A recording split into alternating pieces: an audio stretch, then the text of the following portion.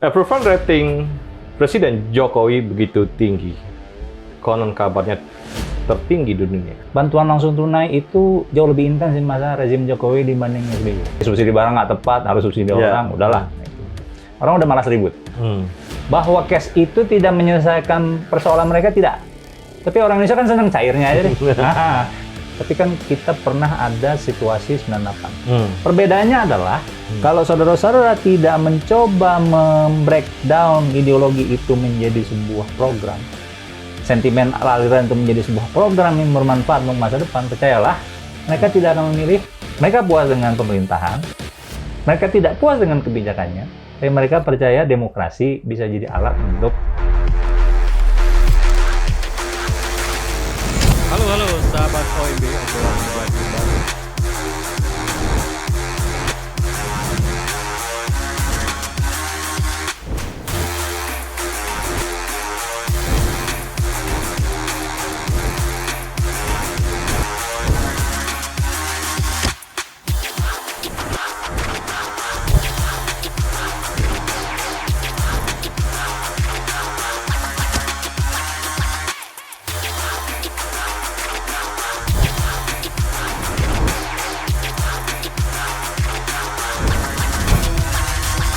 Approval rating Presiden Jokowi begitu tinggi.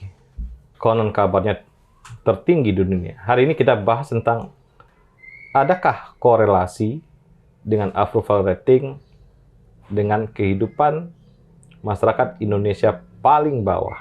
Hari ini Hanif Adrian akan membahas elemen-elemen apa aja yang bisa kita lihat approval rating itu apakah sebuah omong kosong atau benar seperti itu adanya. Gimana, Bung Hanif?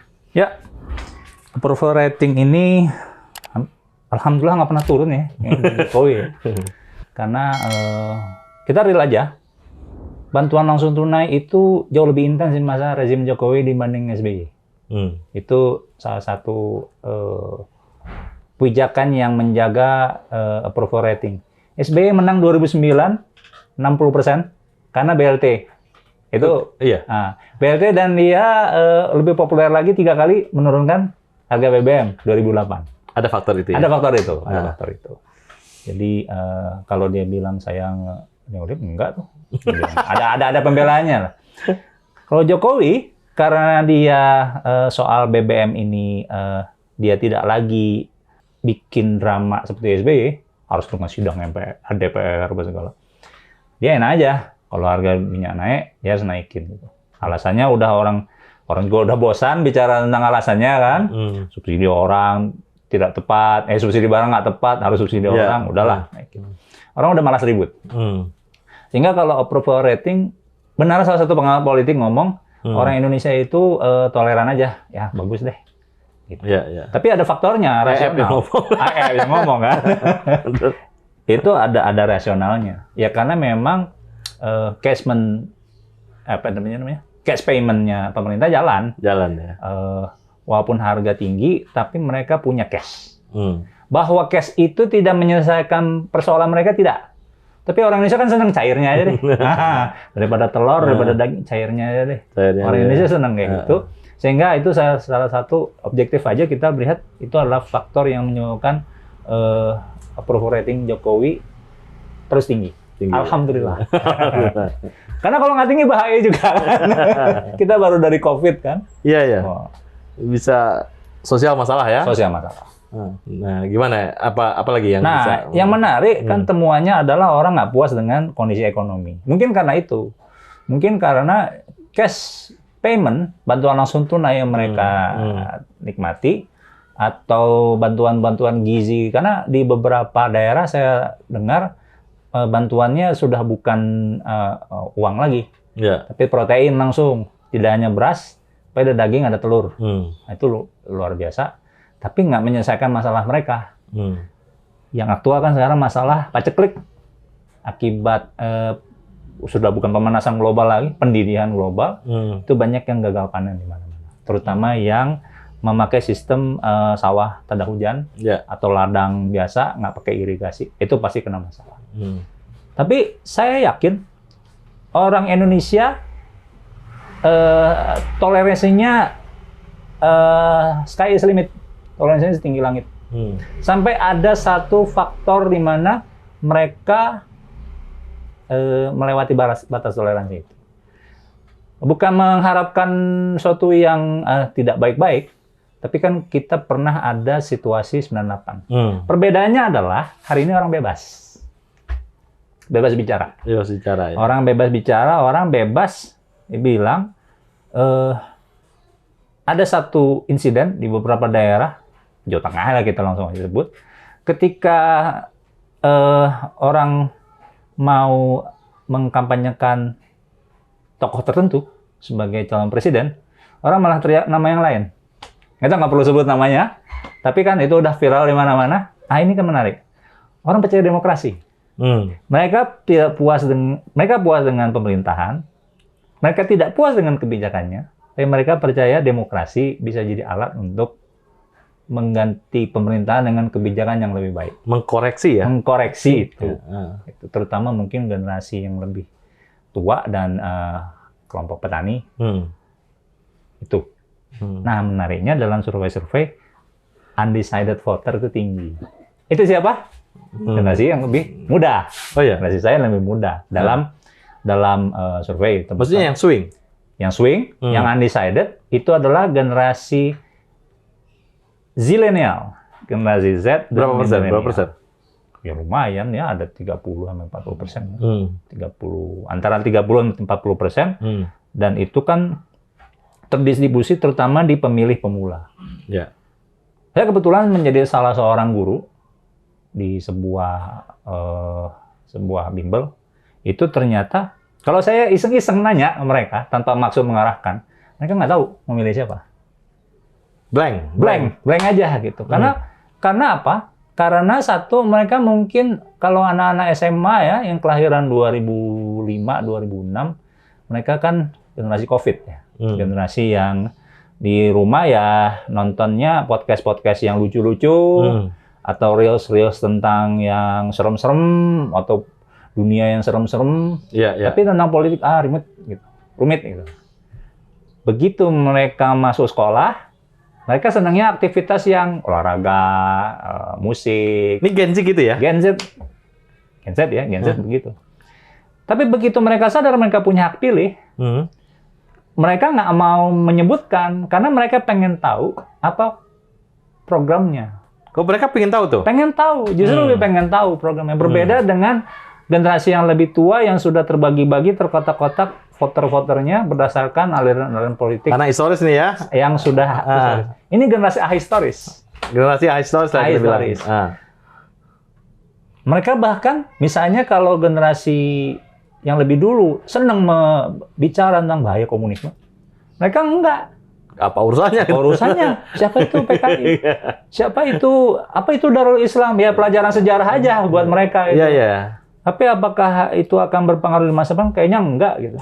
Karena mereka lebih concern tentang bagaimana kita punya rumah, bagaimana punya pekerjaan tetap, bagaimana nasib mereka di dunia masa depan bisa menghadapi tantangan robotik, menghadapi tantangan artificial intelligence. Itu kan sebenarnya seru juga ya. Menghadapi tantangan urbanisasi, krisis air, krisis lingkungan. Itu lebih mereka. Kenapa?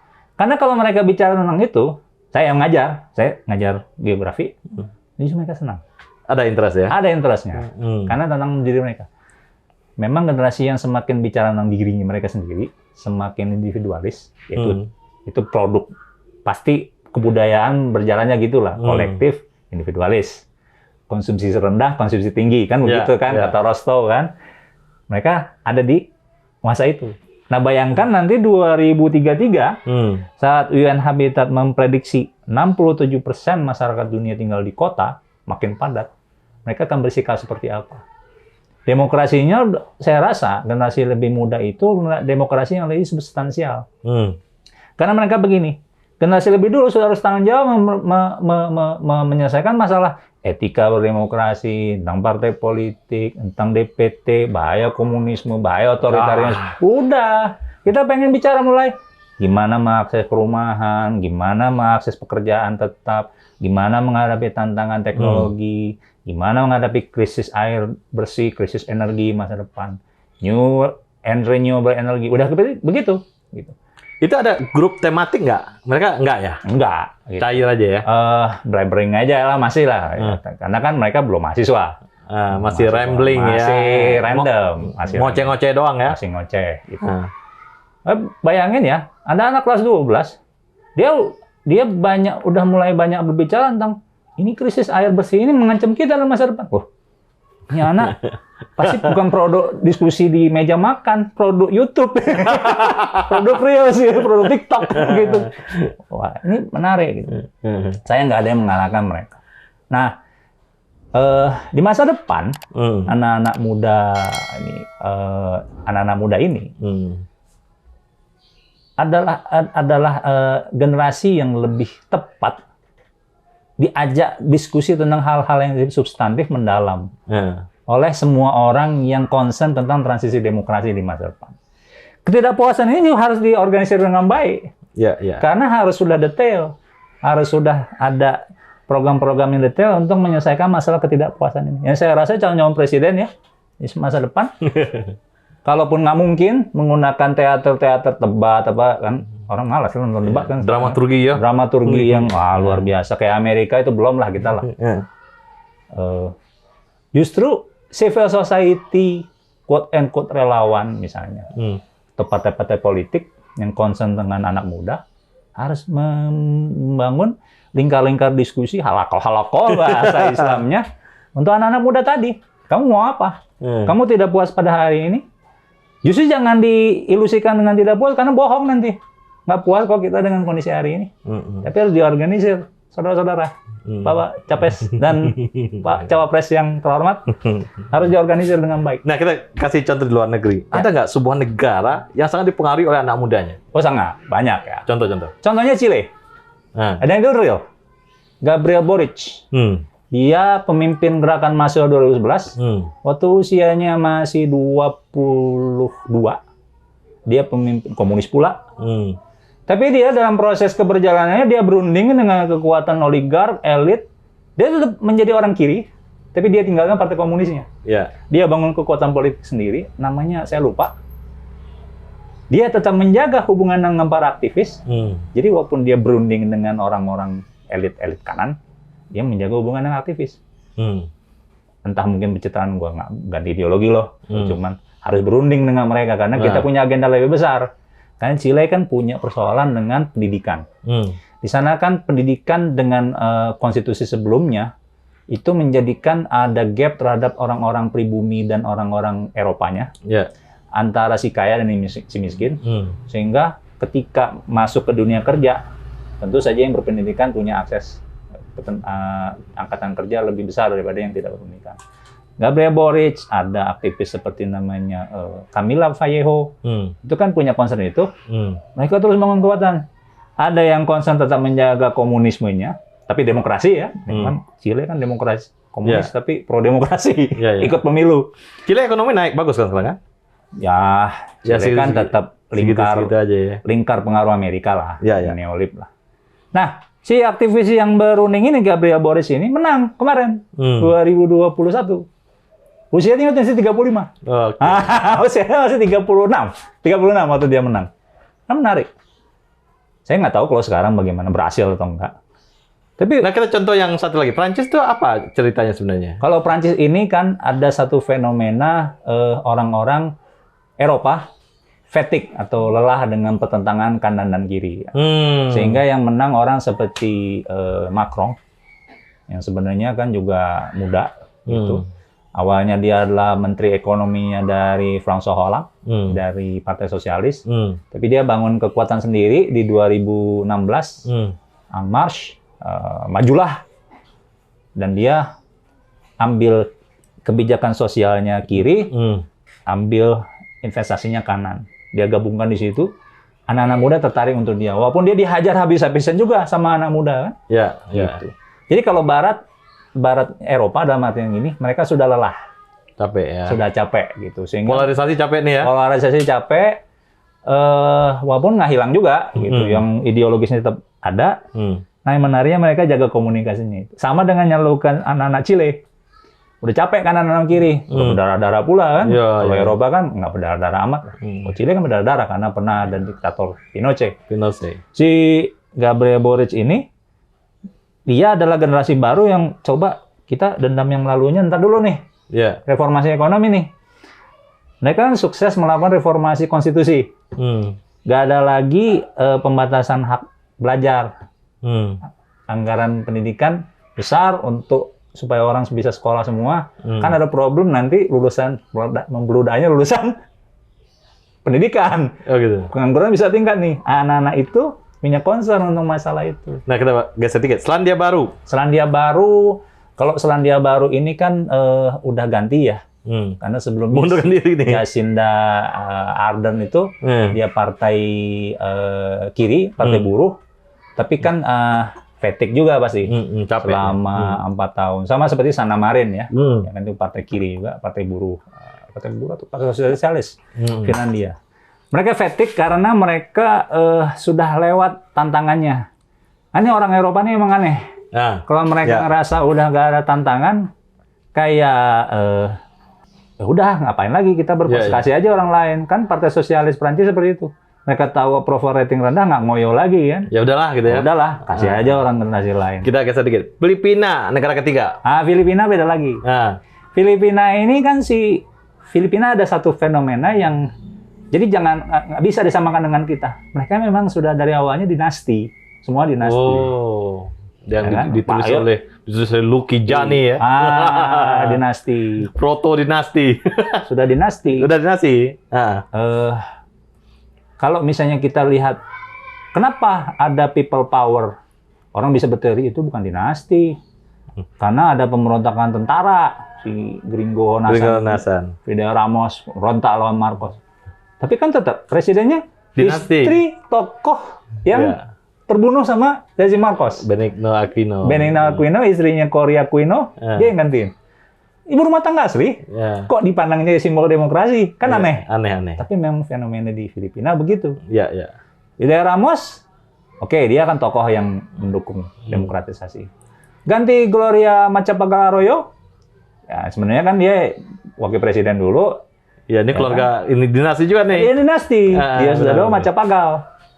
Nah, orang lelah dengan janji demokratisasinya Macapagal, tapi violent. Terjadi konflik antar dinasti di sana. Dan nggak hanya di pusat kan, di daerah pun antar dinasti violent gitu. Si Bongbong Marcos, Ferdinand Marcos Junior, menarik. Dia memberikan impian bahwa dulu bapak saya damai, nggak ada tembak-tembakan, nggak ada pembunuhan bandar narkoba. Kalaupun ada ya diadili dulu baru dibunuh.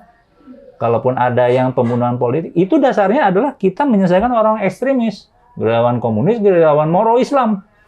Jadi kalau saya berkuasa, saya akan membalikan situasi damai seperti dia mimpinya masa lalu, tapi pas dengan situasi sekarang. aspirasi anak-anak muda Filipina yang lelah dengan pertentangan generasi sebelumnya. Nah, generasi. Terakhir nih, Bung Hanif, catatan untuk Indonesia. Ya. Catatan Indonesia, pemilih pemula itu 50%, saudara-saudara. 50% artinya mereka, kita asumsikan aja, mereka terlepas atau memiliki ahistorisisme dengan masa lalu Indonesia yang penuh dengan pertarungan ideologi.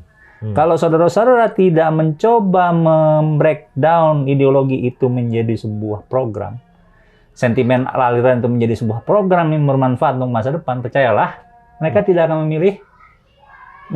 akan memilih saudara-saudara yang masih menjaga dendam masa lalu itu. Mereka akan memilih orang seperti Bongbong Marcos. Kalaupun ideologis, mereka memilih orang seperti Gabriel Boric. Ya. Dia kiri, tapi dia nggak mau bahas yang lalu-lalu. Dia ingin bahas masa depan. Iya, gitu Indonesia ya. Gitu Indonesia. Oke. Bung Hanif Adrian, Indonesia, anak muda, approval rating, dan kondisi Indonesia terkini. Terima kasih.